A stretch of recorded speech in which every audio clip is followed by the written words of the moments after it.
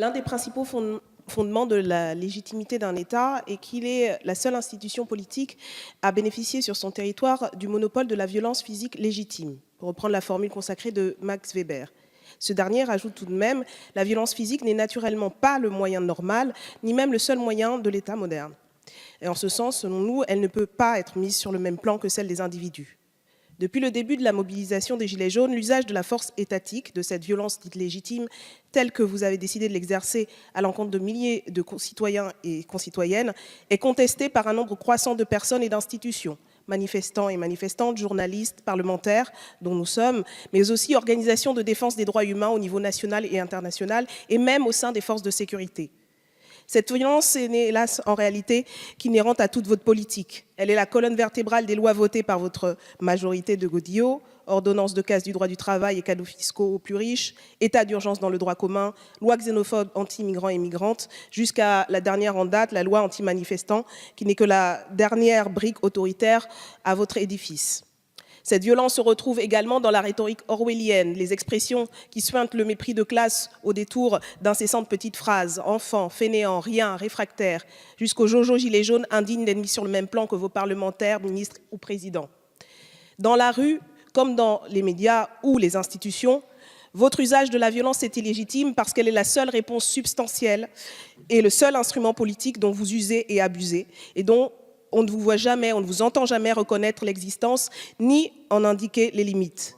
Comment peut-on faire confiance à un pouvoir pour contrôler l'usage d'une violence dont il s'entête à nier l'exercice ? Je renouvelle donc à votre rencontre, Monsieur le ministre, la question que j'ai posée à Monsieur Castaner, non pas dans l'idée de contrôler votre action, mais au moins d'évaluer le reste de ce qui vous reste du sens des responsabilités dues à votre fonction. Merci. Reconnaissez-vous enfin qu'il y a bien eu un usage disproportionné de la force policière dans la gestion des manifestations et êtes-vous prêt à en assumer l'entière responsabilité politique? Merci. Donc nous avons des forces de l'ordre qui sont prises à partie de manière extrêmement violente. Nous avons des exactions, des casseurs qui rentrent et qui passent à l'action. Et c'est à ce moment-là que les forces de l'ordre interviennent.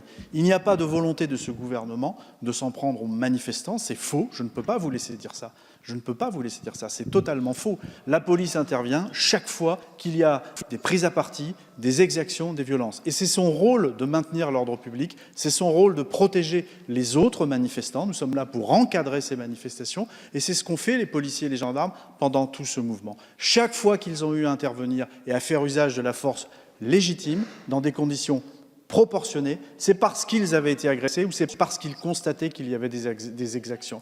Il est faux, je ne peux pas vous laisser dire ou vous laisser faire à penser aux députés présents sur ces bancs ou ailleurs de cet hémicycle, vous laisser faire penser que les forces de l'ordre soient des agresseurs et qu'elles seraient la main de ce gouvernement qui voudrait ainsi réduire un mouvement social. Ça n'est pas du tout le cas. La police est là pour rétablir l'ordre républicain et éviter des violences. Et alors, pour ce qui est de l'usage proportionné, vous me posez la question de savoir s'il y a eu des usages disproportionnés de la force.